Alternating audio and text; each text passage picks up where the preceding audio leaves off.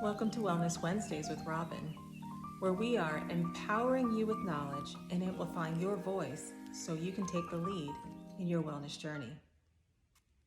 And here we are, January, the middle of winter, and people are dealing with sinus issues, sinus headaches, sinus congestion, just sinus pressure and pain, discomfort. And that's why I want to share with you today my 4 top tips on how to relieve sinus pressure, easy to implement without medication. Let's get started. Tip number 1, sleep with a humidifier.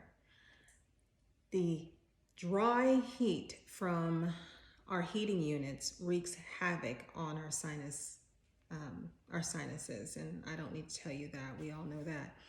But sleeping with a humidifier on really works wonders to help keeping our mucous membranes nice and moist and functioning well, so they don't have to overproduce and they don't have to, they're not dried out.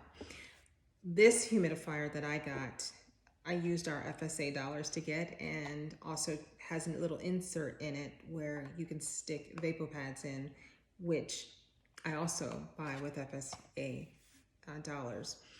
It also will allow me to use a little aromatherapy. This one is called Respi Air, and this one is head relief, and they're both designed basically to help clear out our sinuses. So if you work in an office or in a little cubby, cubicle, or even from home, you can have a diffuser going and have one of these, something like this, just continually blowing. So it'll help continue keep everything moist and also help keep everything open.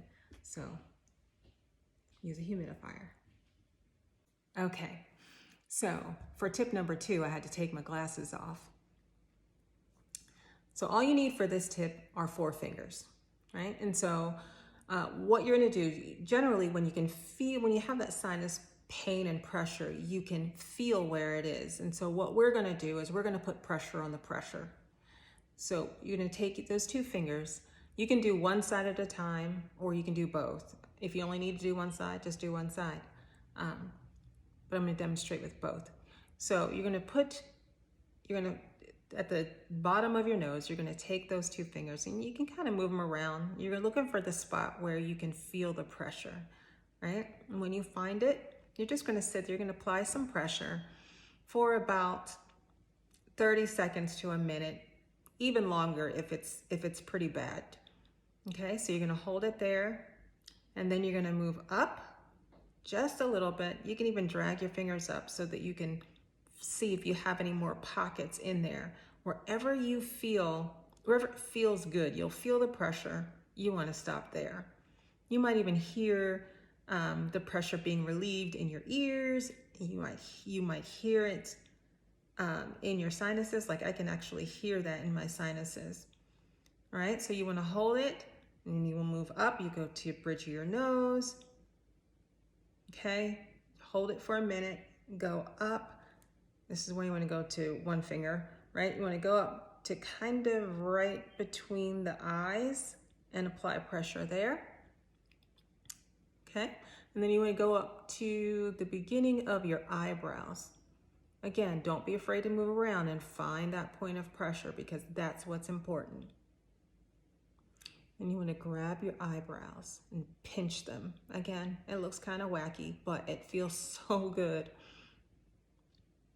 And then you want to go to not your temples, but just outside of your eye socket and apply pressure there. Come down just below your pupils and apply pressure there. If you need to go up a little bit or come down a little bit, again, wherever feels good. Now, this is the spot right here where we often have a lot of buildup. So you want to come right in under your eye next to your nose and apply pressure there, and then come up again right here on that bone. Okay, So just by taking a couple of minutes and doing that, you will experience tremendous relief.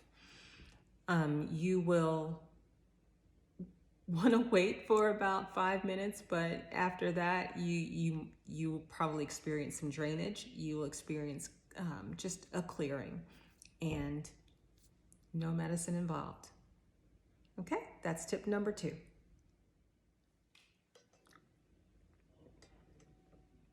Tip number 3, drink more water. The water will help thin the mucus and keep things moving. So, drink more water. Tip number 4.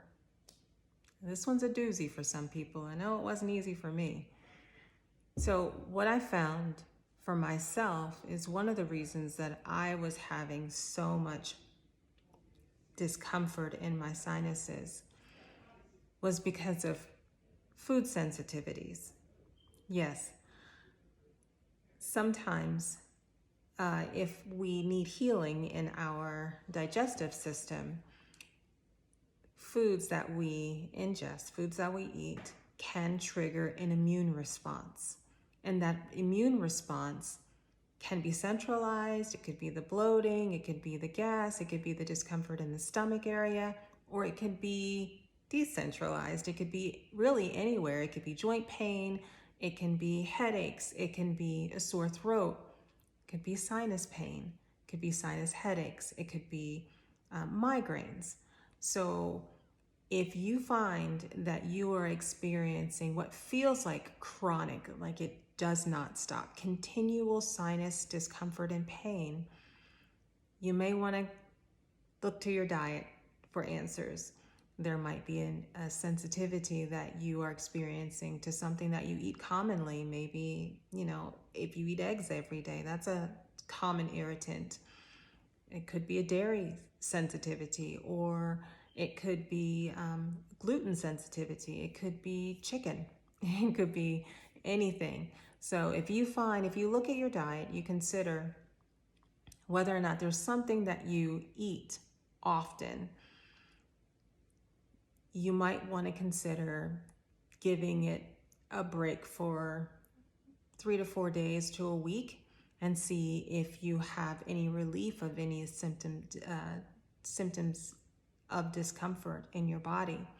And if so, then that might be something that you may have developed a sensitivity to. If not, then you can resume as normal and maybe check something else.